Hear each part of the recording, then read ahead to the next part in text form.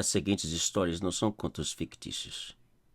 São casos reais, assustadores e inexplicáveis, vividos por pessoas que até hoje sofrem as consequências do medo que viveram. Meu nome é Dionísio. Era uma sexta-feira de 2002, 20 horas. Dia santo, segundo a vovó, quando lhe disse que ia até o riacho pescar. Hoje não é dia dessas coisas, filho. Deixa pra ir amanhã. Naquela época, eu tinha 21 anos e já havia pescado sozinho de noite sempre que passava uns dias na fazenda dos meus avós. Eu dei um cheiro na bochecha meio enrugada da vovó, disse que voltaria antes da meia-noite e saí levando minha vara, iscas, facão, lamparina e lanterna. Eu adorava pescar depois que escurecia. A tranquilidade, o sossego e o silêncio parecia atrair a boa sorte. E quase sempre a pesca era boa. Menos de 10 minutos depois, eu cheguei na beira do riacho.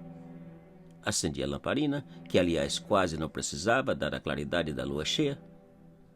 Coloquei uma isca no anzol e comecei a pescar. Os minutos passaram e nada de peixe. Nem sequer beliscavam. À minha volta, o mato estava tranquilo como sempre. O único que eu via era o ruído dos insetos e da corrente da água. Porém, por volta das 22 horas, eu ouvi algo diferente lá do outro lado do riacho. O forte estalo de um galho seco sendo quebrado ou pisado.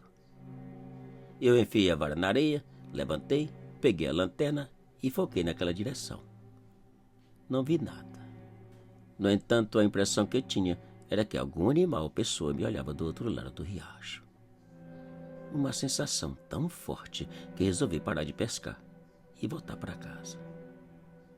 E enquanto eu recolhia a linha, ouvi um outro estalo ainda mais forte. E eu voltei a focar a lanterna. O que eu vi até hoje me causa arrepios e pesadelos. Parado quase na beira do riacho, estava uma combinação imperfeita e horripilante de um homem e um animal. Alto, forte, cabeça pontiaguda, braços longos e pelo escuro que cobria todo o corpo. Por alguns segundos eu fiquei focando a lanterna tão assustado e tão apavorado que não consegui mover. Minhas pernas tremiam e meus pés pesavam tanto que não conseguia sair do lugar. O medo dele atravessar o riacho e me atacar era tanto que não tenho nem palavras para descrever. Felizmente, para minha sorte, ele não atravessou.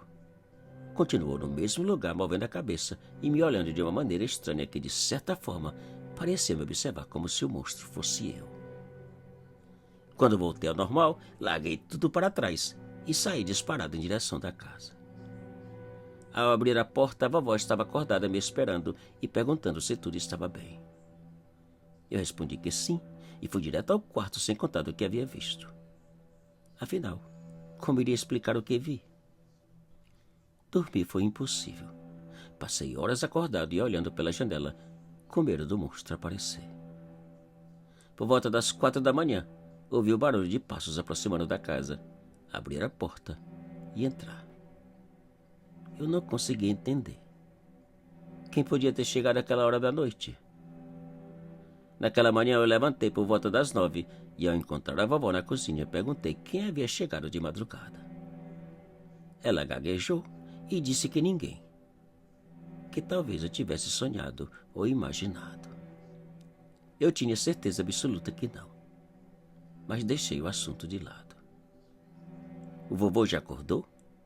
Perguntei. Não, meu filho. Ele amanheceu meio adoentado e vai passar o dia acamado. Sabe como é o teu avô? Mole que nem um bebê. Naquele mesmo dia à tarde, para deixar os dois livres de qualquer explicação, eu despedi da vovó, deixei um abraço para o vovô e fui embora. Eu passei dias vasculhando a internet em busca de alguma coisa que pudesse esclarecer o que vi. O único que encontrei foi várias publicações sobre o lobisomem. Mas se o que eu vi foi realmente um lobisomem, quem podia ser? O vovô? Apesar da coincidência entre a aparição do monstro, de alguém entrando na casa horas depois do que vi e da enfermidade do vovô, Até hoje prefiro não pensar na possibilidade. Nunca toquei no assunto nem com o vovô ou com a vovó. Também nunca deixei de visitá-los ou pescar. Porém, daquele dia em diante, eu jamais fui para a beira do riacho nas noites de lua cheia.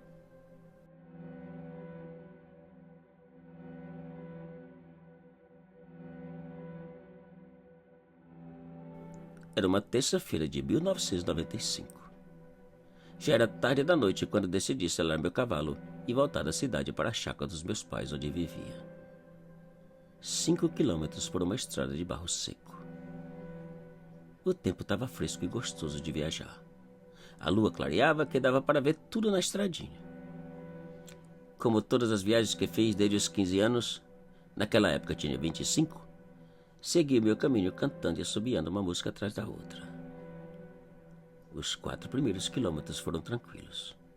Porém, depois de passar pela tapera do finado Nonato, o meu cavalo começou a soprar e virar a cabeça para um lado e outro da estrada, como se notasse ou sentisse alguma coisa estranha. Pouco tempo depois, eu descobri a razão. Uma voz, uns 200 metros às minhas costas. Ei, Naldo, me espera. Naldo? Pensei ainda mais espantado, pois somente 2 pessoas me chamavam por aquele nome. Meu pai e minha mãe. Eu puxei as rédeas do meu cavalo, virei naquela direção e perguntei preocupado, pois certamente alguma coisa devia ter acontecido para que meu pai estivesse por ali àquela hora da noite. É o senhor, pai? Nenhuma resposta. Os segundos ou minutos passaram e nada do meu pai aparecer. Enquanto isso, o meu cavalo, com as orelhas levantadas e apontadas na direção da voz, soprava sem parar, tentando virar na direção contrária. Pai, é o senhor? Estou esperando. Voltei a perguntar e outra vez nenhuma resposta. Foi então que comecei a ver o barulho dos passos que pouco a pouco foram aproximando e quando pareciam estar quase chegando, pararam. E ninguém apareceu. Naquele instante, o meu corpo inteiro arrepiou. O medo atacou, eu afrouxei as rédeas do cavalo que, sem perda de tempo, virou e disparou de tal maneira que parecia desinvestado. Poucos minutos depois, cheguei na casa da chácara. Tirei a sela do cavalo e entrei. O papai estava dormindo e roncando em uma rede pendurada na sala. Quem estava na estrada imitando a voz dele? Até hoje, não tenho a menor ideia.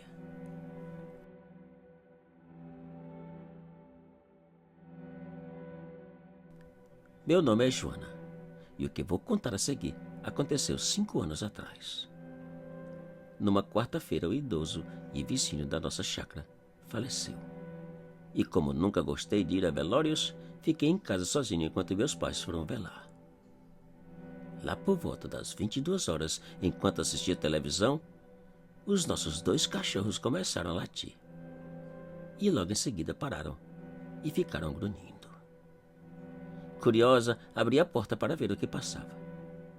Os 2 cachorros estavam no meio do terreiro, grunhindo e olhando em direção da varanda. Em uma das cadeiras mais afastadas da porta, estava um idoso vestido de camisa amarela e calça branca, olhando para os cachorros. O mesmo idoso vizinho que meus pais foram velar. Eu quase caí esturricada de tanto pavor. Minhas pernas enfraqueceram e meus braços amoleceram que quase não conseguia fechar a porta. Apavorada, liguei para a mamãe e nada. Não respondia. Talvez tivesse desligado o telefone para não incomodar as outras pessoas. E eu enviei uma mensagem para o papai contando o que acabava de ver e que, pelo amor de Deus, viesse para casa. Poucos minutos depois, para meu alívio, o papai chegou. O idoso já havia desaparecido da varanda. Até hoje, os meus pais não acreditam na minha história. Para eles, foi apenas uma desculpa da minha parte para não ficar sozinho. Agora eu pergunto, como sabia da cor da roupa com que o idoso estava sendo velado? Nem o papai ou a mamãe souberam explicar. Alguém te disse ou você adivinhou? Disse a mamãe. Histórias assim, só mesmo quem as vive é capaz de acreditar.